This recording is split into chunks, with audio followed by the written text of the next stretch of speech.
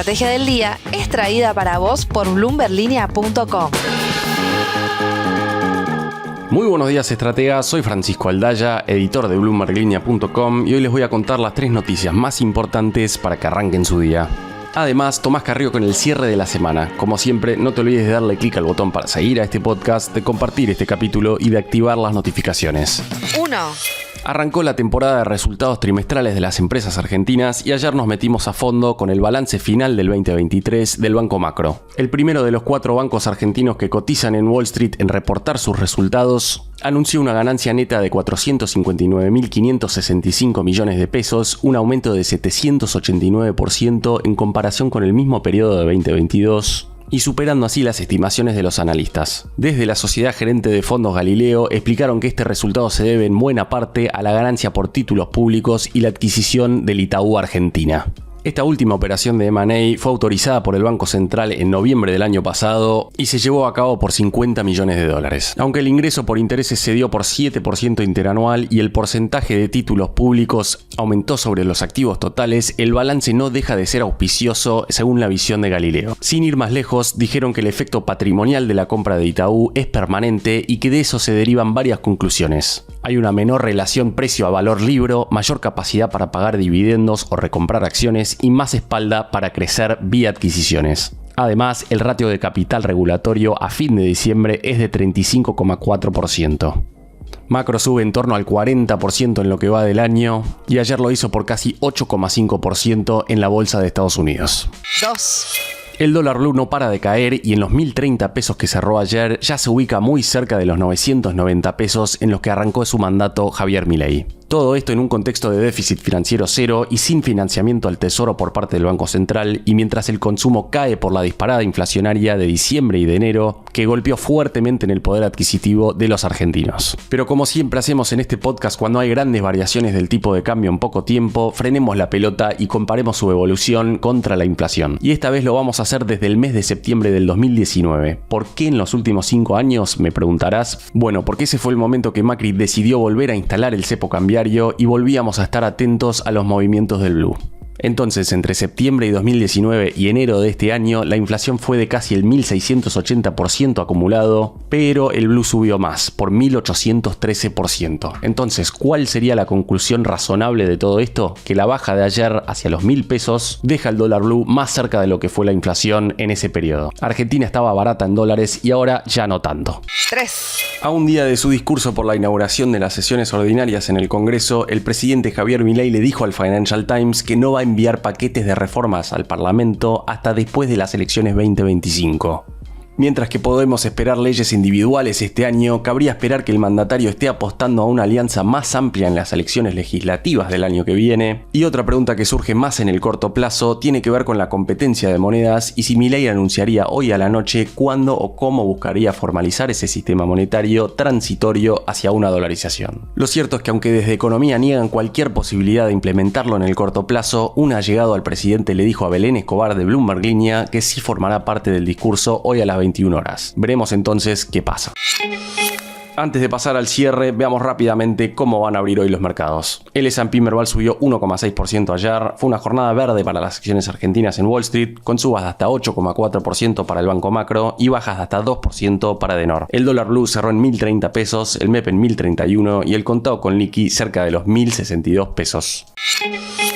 Y ahora, Tomás Carrió, contanos por favor con quién hablaste para ver cómo estamos cerrando otra semana más en Argentina. Muchas gracias, Fran. Bienvenidos a una nueva edición del cierre de la semana. Mi nombre es Tomás Carrió y como todos los viernes vamos a estar analizando acá los temas que marcaron la agenda económica en Argentina. En estos últimos días, la disputa entre nación y provincias por los fondos coparticipables acaparó las principales portadas de todos los diarios del país, a raíz del cruce que se desató luego de que el gobernador de Chubut, Ignacio Torres, amenazara con cortar el suministro de petróleo. La advertencia de Torres fue el puntapié inicial de un cruce que llegó a la justicia y que unió a gobernadores patagónicos en un reclamo contra el oficialismo. Esa misma última cruzada provocó además algunos cortocircuitos dentro del PRO, que apenas hasta hace unas semanas atrás coqueteaba con una alianza con La Libertad Avanza. Mientras esta disputa interna tomaba temperatura, el presidente Javier Milei viajó a Estados Unidos para participar de una conferencia pro-Trump. El ex presidente de Estados Unidos elogió al jefe de Estado argentino y adaptó su histórico eslogan al pedirle a Milei que hiciera Argentina grande otra vez. En paralelo, Luis Caputo viajó a Brasil para participar de la reunión de ministros de Economía del G20. Allí se reunió con la directora gerente del Fondo Monetario Internacional, Kristalina Georgieva,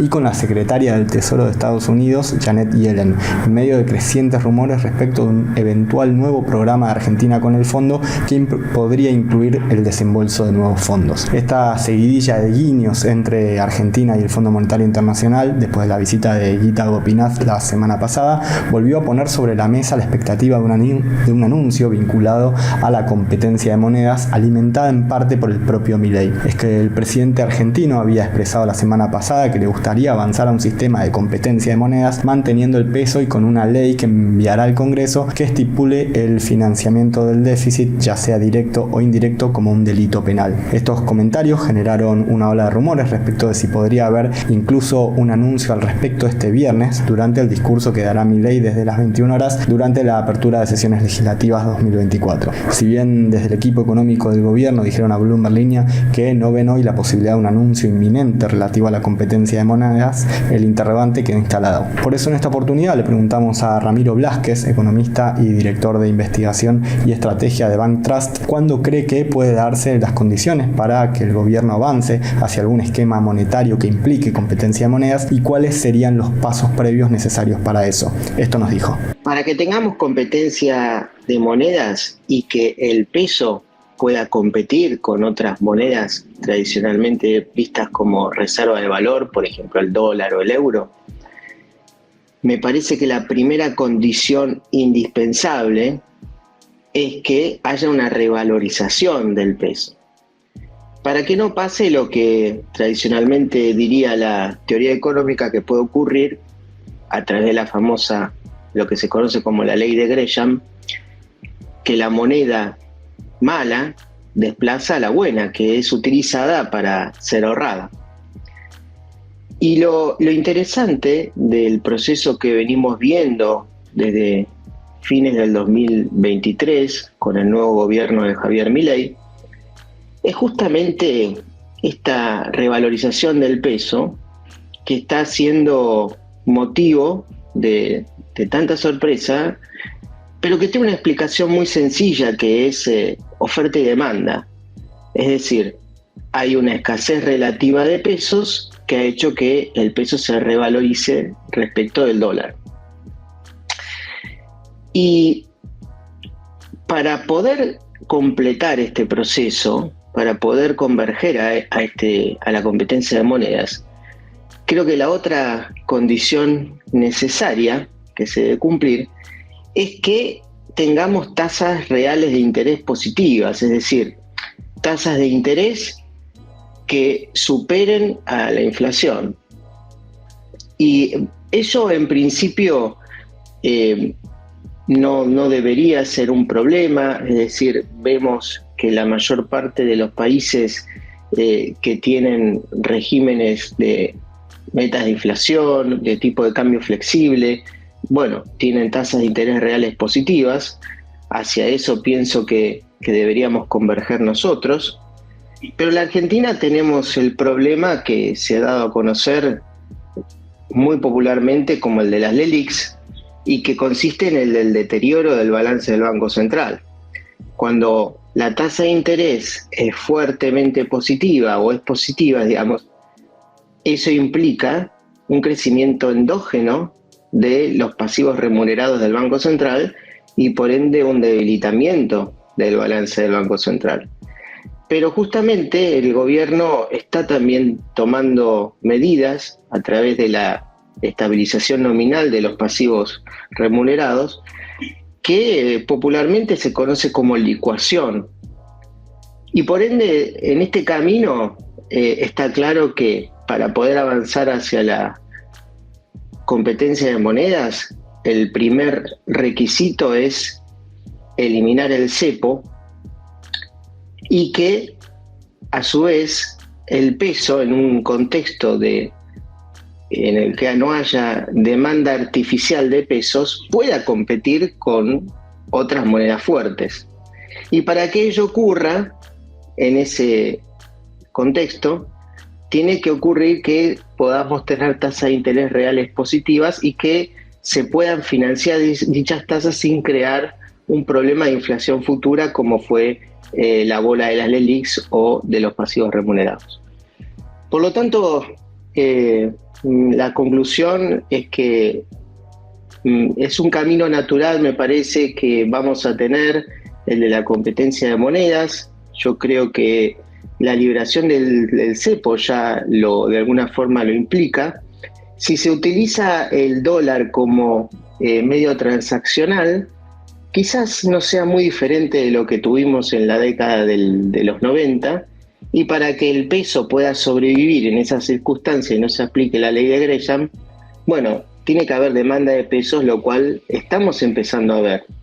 Y soñando, digamos, hacia futuro, quizás en el camino de fortalecimiento de las finanzas públicas, bueno, el peso pueda ser una reserva de valor, como está ocurriendo en muchos países de América Latina, y sin ir más lejos, esto pasa en Paraguay, pasa en República Dominicana, en Costa Rica, donde hemos visto una tendencia muy fuerte a la apreciación de las monedas, y inclusive hemos visto que los tesoros de estos países emiten deuda internacional en la moneda de origen. O sea, eso en definitiva implica superar lo que en la literatura económica se llama pecado original, que refiere a la imposibilidad de países con una moneda débil para poder emitir deuda denominada en su propia moneda, y que en definitiva les ocasiona un eventual perjuicio y les impide devaluar, porque eso implicaría un aumento muy fuerte de la carga de la deuda. O sea, en ocasiones el tipo de cambio flexible tiene grandes beneficios para absorber un shock externo. Y eso se logra con una política monetaria y fiscal responsables. Entonces, la conclusión sería que el sistema de competencia de monedas en principio nos llevaría a un sistema donde el peso sea más fuerte, y que por ende para poder competir es porque es más sano, y de esa forma es que se mantiene en el mercado. De lo contrario, operaría el efecto de la famosa ley de Gresham. Como bien explica acá Ramiro Blázquez, para que esta competencia de monedas pueda hacerse efectiva, el equipo económico del gobierno deberá seguir avanzando con el saneamiento de la hoja de balance del Banco Central y eventualmente volver a ofrecer tasas reales positivas, algo que hace meses que no vemos, para fortalecer el peso. Si bien ese será uno de los indicios que buscará el mercado en el discurso de esta noche de Milei, no será el único. Analistas e inversores van a estar también seguramente buscando en el discurso pistas sobre las medidas económicas futuras para la Argentina. También se espera que buena parte del contenido del discurso esté orientado a remarcar la herencia que dejó el gobierno anterior, según adelantó el miércoles el presidente del bloque de diputados del PRO, Cristian Retondo, tras reunirse con Milei. La frase del día. Antes de irnos, escuchemos lo que dijo ayer el expresidente Alberto Fernández. Yo hago de la honestidad un culto. Yo soy un hombre público y hablo porque quiero explicar lo que pasó. Yo no he robado nada, ni he participado de ningún negociado, ni he autorizado ningún negociado. Fernández quedó imputado por la utilización de intermediarios en la contratación de seguros durante su gestión, incluyendo al marido de la secretaria del expresidente, Héctor Martínez Sosa. Esto fue un nuevo capítulo de la Estrategia del Día Argentina. Yo soy Francisco Aldaya, editor de Bloomberg Línea, y me podés seguir en Twitter en @franaldaya. No se olviden de darle clic al botón para seguir a este podcast y a la campanita para que se enteren al instante cada vez que sale un capítulo de lunes a viernes. Espero que tengas una gran jornada productiva. Esto fue La Estrategia del Día Argentina, escrito y narrado por Francisco Aldaya. Producido por Arturo Luna y Daniel Hernández. Que tengas un día muy productivo.